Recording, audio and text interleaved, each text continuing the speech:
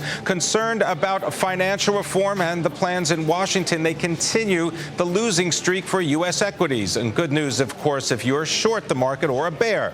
Let's go to Deborah Kostroun at the New York Stock Exchange to survey the damage. The Dow Jones Industrial Average closing, Deborah, down 145 points today. Yes, Pimm, and if we can just sum up today's market in one word, it would just be uncertainty.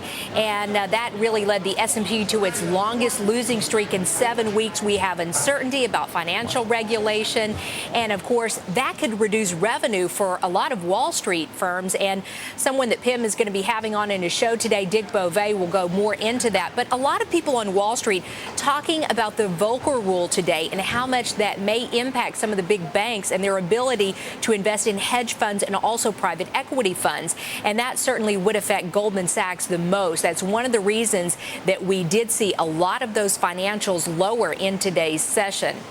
Now, Deborah, I'm hearing from investors that the uncertainty over the European debt crisis, that is causing a lot of turmoil in the market. Why is that? What's happening? It still is. We still have these concerns. It hasn't gone away. And traders say that, right now we just have a weak environment. These European issues, they're far from over. And the one thing that investors noting is that we've had so much government intervention. We've had a lot of stimulus. And if you kind of take that out, if you look at the economy, maybe there's not a whole lot going on in the economy. Housing certainly is very weak, something that we've noted over the past couple of days with those reports. However, I should mention we did get some positive reports today on our weekly jobless claims in manufacturing. However, it's all this uncertainty, Pimm, that certainly led us lower today. Now, Deborah Kostroun, tell us, what can we expect for tomorrow? Sounds like it's not a typical summer Friday. Yeah, in fact, those golf courses may not be so full tomorrow. We have the rebalancing of the Russell tomorrow.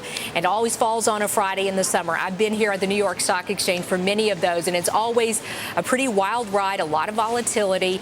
And that rebalancing, actually, some traders say, may have caused a lot of the volatility that we saw in today's session. But as for tomorrow, one thing that we can expect a lot of exaggerated moves and also higher volume, especially for a Friday in the summer, something that we typically don't see, Pimm. Back to you. All right. Thank you very much. Deborah Kostroun reporting from the New York Stock Exchange.